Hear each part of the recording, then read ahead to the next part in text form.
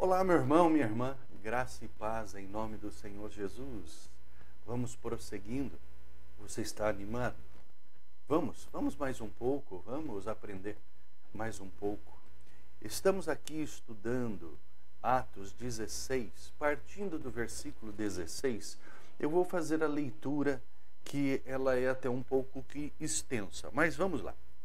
Aconteceu que indo nós para o lugar de oração, nos saiu ao encontro uma jovem possessa de espírito adivinhador, a qual, adivinhando, dava grande lucro aos seus senhores. Vamos por partes? Bom, muito bem. Eles então saem da casa de Lídia e ficaram alguns dias por ali, e eles voltam àquele local de oração.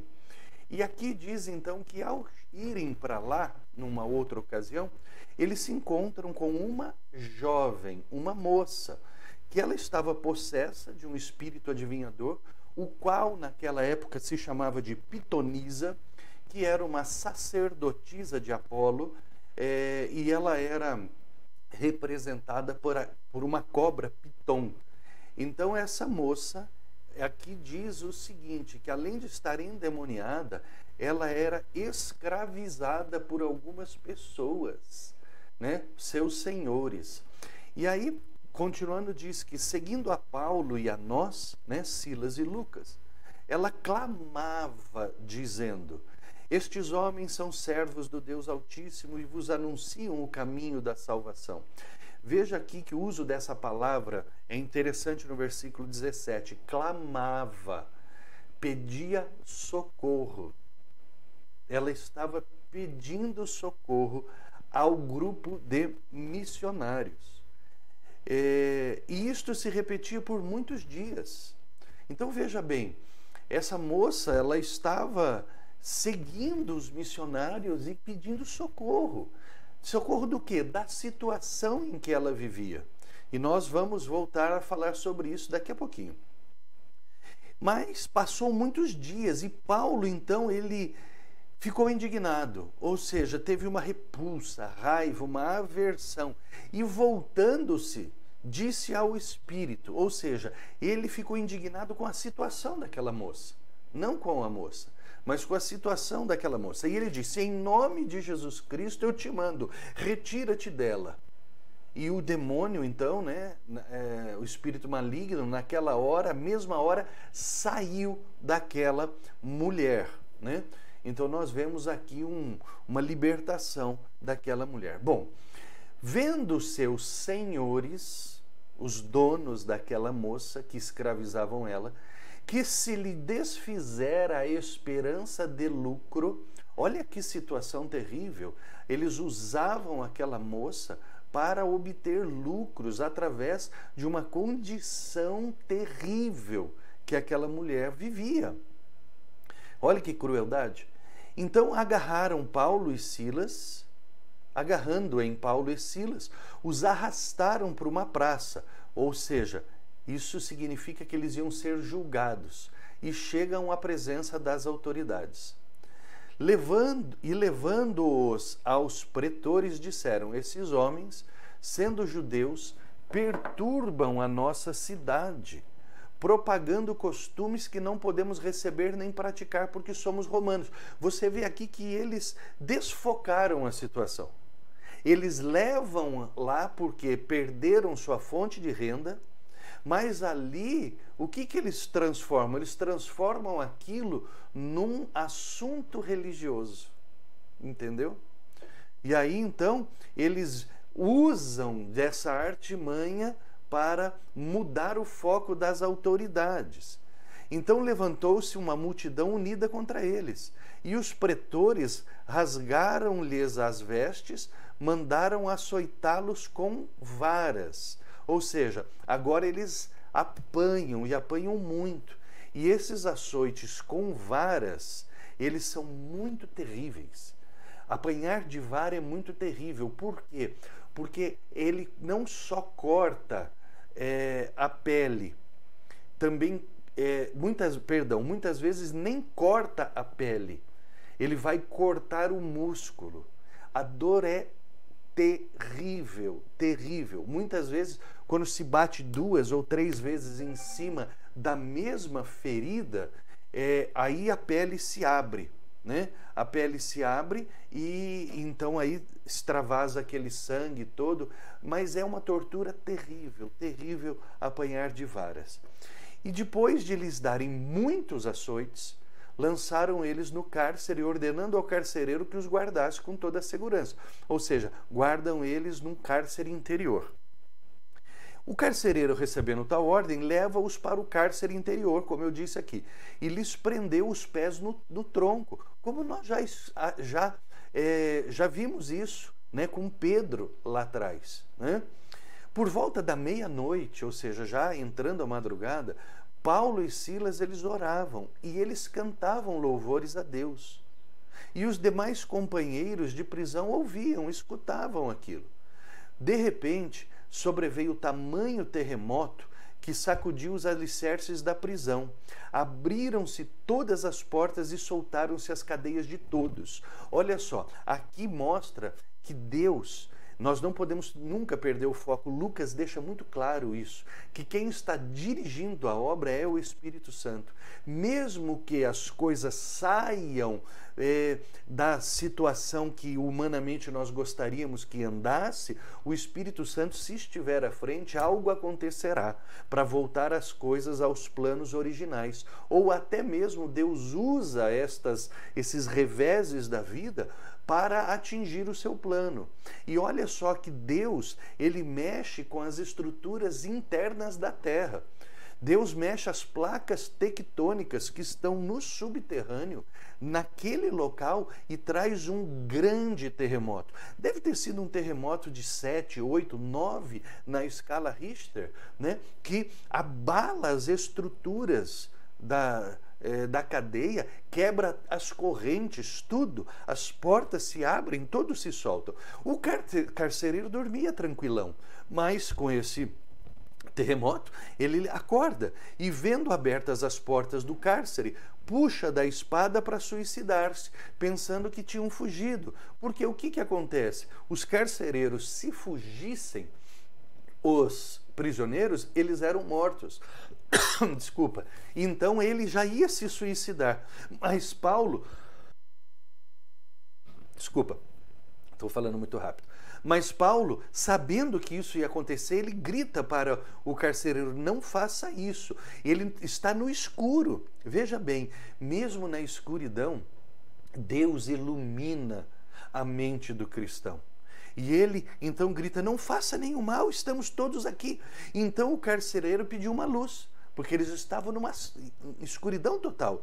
Ele entra precipitadamente, trêmulo, e prostra-se diante de Paulo e de Silas, né? Ele também havia ouvido Paulo e Silas orar e cantar louvores ao Senhor. Então, trazendo-os para fora, disse: senhores, que devo fazer para que seja salvo? Você está vendo que situação? Ou seja, Paulo e Silas evangelizaram o carcereiro e todos que ali estavam com louvores e orações. Você está vendo que quando você ora ou você canta louvores, você está tocando a alma de alguém? Você viu que coisa maravilhosa? Eles não pregaram. Eles louvavam a Deus. A situação, o testemunho deles, eles estavam muito feridos e machucados. Enquanto os outros presos xingavam, murmuravam, eles adoravam a Deus. E isso tocou o coração do carcereiro. E aí então, eles pregam a palavra, né? Responderam: crê no Senhor Jesus e serás salvo tu e tua casa. Aí eles pregam a palavra, ou seja, eles explicam. Já estavam trabalhados pelo Espírito Santo, pelos louvores e a oração, e agora eles discipulam, eles ensinam a casa, pregam a palavra a todos da casa. Naquela mesma noite, o que aconteceu? Cuidando deles, lavou-lhes os vergões, ou seja, o carcereiro agora limpa eles, lava os vergões, põe remédio. E o que acontece? Em seguida, o carcereiro e toda a sua família é batizada. Então, levando-os para a sua própria casa, põe a mesa para eles, dá alimento para eles. E com todos os seus, o carcereiro e toda a família, manifestava grande alegria por terem crido em Deus. É o que Deus faz. Ele traz grande alegria. Muito bem, esse trecho tão maravilhoso, toda a Bíblia é tão maravilhosa, nós vemos aqui que o Espírito Santo à frente, meus irmãos, tudo vai dar certo da maneira como Deus quer. Para nós, às vezes, não sai da maneira como nós queremos, mas com o Espírito Santo na frente, tudo vai dar certo. Bom, muito bem, o que nós estamos vendo aqui na cidade de Filipos? Nós estamos vendo coisas tremendas. A igreja, ela começa através de uma mulher que era uma empresária, talvez viúva, que cuidava da sua casa, que se converte ao Senhor num local de oração e então toda a sua família crê e é batizada. Aqui aparece uma outra família, a família de um carcereiro, tá? Que se converte porque Paulo e Silas estavam na prisão. Ele se converte, a família se converte e então o que acontece? São batizados e a igreja está aumentando. Mas tem uma pessoa aqui no meio muito importante, uma jovem possessa. Isso é uma coisa que eu quero chamar a atenção para você. Lucas é um evangelista feminista. Ele levanta a bandeira feminista. Agora, entenda uma coisa. Quando eu falo em feminismo aqui, eu estou falando em teologia e não em um movimento social. Se confunde muito isso, tá? Quando a teologia feminista não tem nada a ver com estes movimentos de pressão ou de interesse sociais feministas. Não tem nada a ver uma coisa com outra. Aqui a Bíblia está mostrando, e Lucas, ele é um dos evangelistas muito fortes na teologia feminista, que mostra o quê? Que Deus está restaurando a dignidade da mulher como ser humano aos olhos dele, e tem que ser aos olhos também das pessoas. O movimento social, ele destoa um pouco disso, tá? Mas, como teologia, Deus está trazendo de volta aqui, e é muito claro quando Lucas ele fala de Lídia, uma empresária, e essa moça, uma escrava, que é outro assunto importante também nos evangelhos e no cristianismo.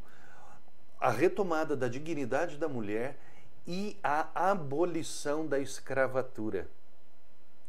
Esta mulher, ela era escravizada pelos homens que aproveitavam a situação espiritual dela. E aqui, são dois assuntos importantíssimos a serem tratados. A dignidade da mulher como ser humano, né, e igual ao homem, e a abolição de todo tipo de escravidão. Que é importante que você entenda que nós não podemos ser escravos de ninguém, a não ser do Senhor Jesus Cristo, como escravos voluntários, servos, né?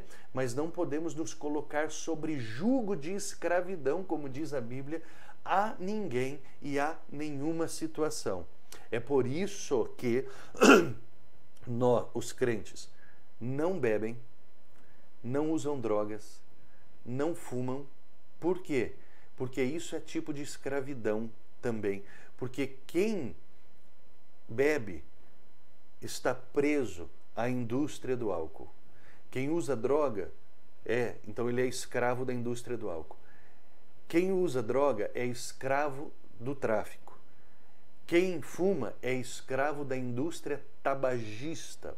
Além de fazer um mal tremendo ao seu corpo e também à sociedade, patrocina o pecado. Entendeu? É questão de interpretação saudável da Bíblia.